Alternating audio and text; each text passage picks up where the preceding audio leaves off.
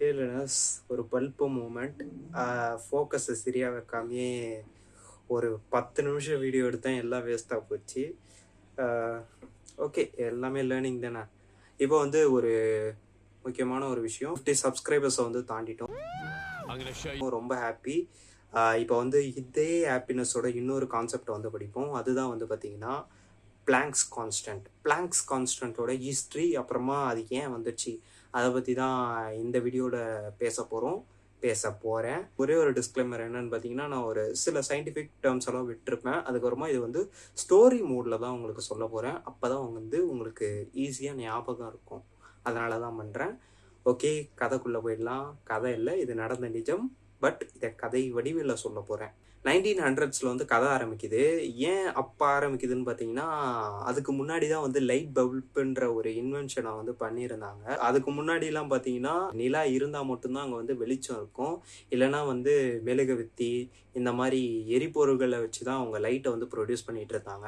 அதுக்கப்புறமா ஒரு இன்டெலிஜென்ட் இன்வென்டரால் வந்து பார்த்தீங்கன்னா லைட் பல்ப் வந்து கொண்டு வரப்பட்டது. அவர் தான் பார்த்தீங்கன்னா தாமஸ் ஆல்வா எடிசன். என்ன ஆகுதுன்னு பார்த்தீங்கன்னா, இவங்க வந்து ஒரு டைனமோ வச்சுருக்காங்க. டைனமோனா என்னன்னு தெரியும். அதுலேருந்து தான் எலக்ட்ரிசிட்டி ப்ரொடியூஸ் பண்ணுவாங்க. அதை வந்து சைக்கிள்லாம் உங்களுக்கு தெரியும்ல, பழைய காலத்து சைக்கிள்லாம்.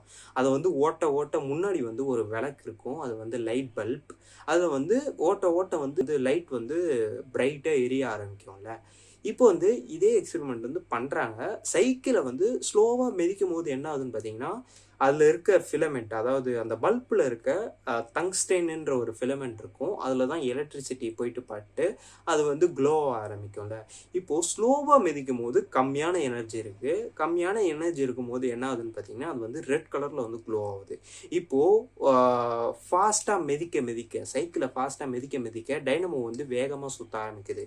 வேகமாக சுற்றுச்சுன்னா என்னென்னு அர்த்தம்? எலக்ட்ரிசிட்டி அதிகமாக ப்ரொடியூஸ் ஆகுதுன்னு அர்த்தமா?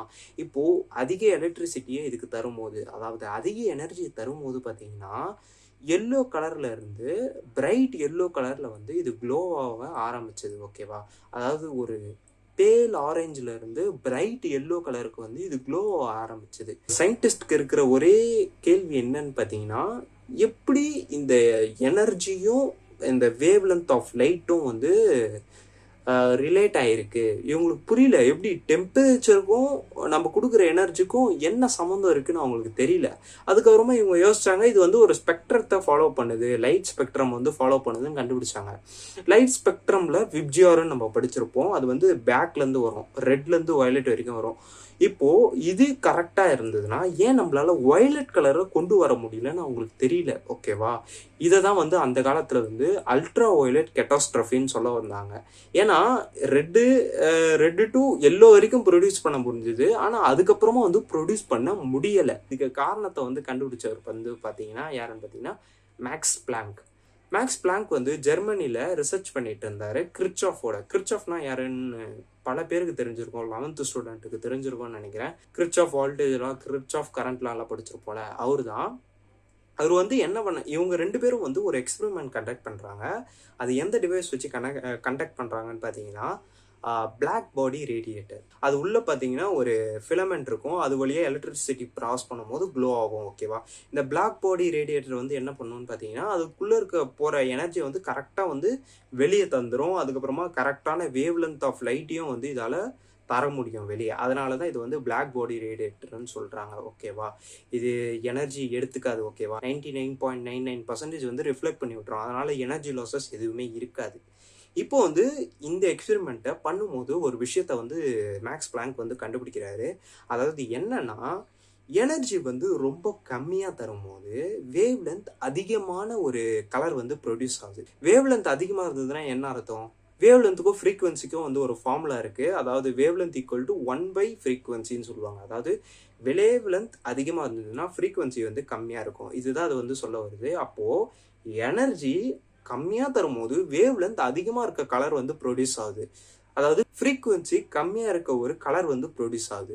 அதுக்கப்புறமா இப்போ எனர்ஜி அதிகமாக தரும்போது என்ன ஆகுதுன்னு பார்த்தீங்கன்னா, ஃப்ரீக்வன்சி ரொம்ப அதிகமாக இருக்கிற ஒரு கலர் வந்து ப்ரொடியூஸ் ஆகுது. அதாவது வேவ் லென்த் கம்மியாக இருக்க கலர் வந்து ப்ரொடியூஸ் ஆகுது. இப்போது இதை அப்படியே போட்டுட்டு போகும்போது தான் அவங்களுக்கு தெரிஞ்சுது அந்த அல்ட்ரா வயலட் கேட்டாஸ்ட்ரஃபி ஏன் வந்ததுன்றது. அல்ட்ரா வயலட் கலரை வந்து ப்ரொடியூஸ் பண்ணுறதுக்கு அவங்களுக்கு அதிகப்படியான எனர்ஜி வந்து தேவைப்பட்டது. ஓகேவா? அது வந்து பார்த்தீங்கன்னா ஈவன் சன்னாலேயே வந்து ஓரளவுக்கு தான் வந்து அல்ட்ரா வயலட்டை ப்ரொடியூஸ் பண்ண முடியும். நம்ம சன்னையே பார்க்குறோம். அதுவே வந்து எவ்வளோ டெம்பரேச்சர் இருக்குது அதுக்கு. அதுவே வந்து பார்த்தீங்கன்னா ஒரு பிரைட் எல்லோவில் தான் எரியுது. இதை விட டெம்பரேச்சர் அதிகமாக தந்தால் மட்டும்தான் நம்மளால் வந்து அந்த அல்ட்ரா வயலட் ரேவை வந்து ப்ரொடியூஸ் பண்ண முடியும். அதாவது எனர்ஜி ரொம்ப அதிகமாக தந்தால் மட்டும்தான் நம்மளால் அந்த அல்ட்ரா வயலட் ரேஸை வந்து ப்ரொடியூஸ் பண்ண முடியும்னு இவங்க வந்து கண்டுபிடிக்கிறாங்க. இப்போது இது எல்லாத்தையும் வந்து கூட்டி கழித்து பார்க்கும்போது இவங்களுக்கு வந்து ஒரு பேட்டர்ன் வந்து சிக்குது. மேக்ஸ் பிளாங்குக்கு வந்து ஒரு பேட்டர்ன் வந்து சிக்குது. அதுதான் என்ன பேட்டர்ன்னு பார்த்தீங்கன்னா, எனர்ஜியும் ஃப்ரீக்குவன்சியும் எப்படி ரிலேட் ஆகிருக்குன்ற ஒரு பேட்டர்ன். அதாவது எனர்ஜி வந்து டைரக்ட்லி ப்ரொபோஷனல் டு ஃப்ரீக்வன்சியாக இருக்குது.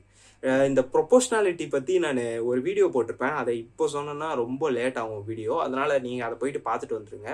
அப்போ தான் இந்த வீடியோ கொஞ்சம் ஈஸியாகவும் புரிய ஆரம்பிக்கும் உங்களுக்கு. அது வந்து டைரக்டாக ப்ரொபோஷனல் டு ஃப்ரீக்வன்சியாக இருக்குது. ஓகேவா? எனர்ஜி வந்து டைரக்ட்லி ப்ரொபோஷனல் டு ஃப்ரீக்வன்சி. இந்த ப்ரொபோஷனாலிட்டியை எடுக்க வந்து ஒரு கான்ஸ்டண்ட்டை வந்து உள்ளே வைக்கிறாங்க. அதுதான் பார்த்தீங்கன்னா ஹெச்ன்ற ஒரு கான்ஸ்டன்ட். இந்த ஹெச்ன்றதுக்கு என்ன அர்த்தம்னு பார்த்தீங்கன்னா ஹெல்ப். எனக்கு தெரியல இந்த கான்ஸ்டன்ட் என்னன்னு தெரியல அப்படின்னு சொல்லிட்டு மேக்ஸ் பிளாங்க் வந்து சொல்கிறாரு. இது லேட்டர் டேஸில் அவர் ரிசர்ச் பண்ண அதோட வேல்யூ வந்து கண்டுபிடிச்சாரு. ஜூல்ஸ் செகண்ட் தான் வந்து பிளாங்க்ஸ் கான்ஸ்டன்டோட யூனிட். இப்போ ஏன்டா நடுவில் எஸ்ஐ யூனிட்லாம் பேசிகிட்டு இருக்கும்போது நடுவில் வந்து பிளாங்க்ஸ் கான்ஸ்டன்ட்டை சொருவுற அப்படின்னு கேட்டிங்கன்னா, இது அடுத்த வீடியோவில் உங்களுக்கு புரிய வரும் ஏன் இதை சொல்ல வரேன்றது. ஓகே, உங்களுக்கு பிளாங்க் கான்ஸ்டன்ட்டோட ஹிஸ்ட்ரி அதுக்கப்புறமா அது எப்படி உருவாச்சுன்னு தெரிஞ்சிருக்கும்னு நினைக்கிறேன். Happy learning.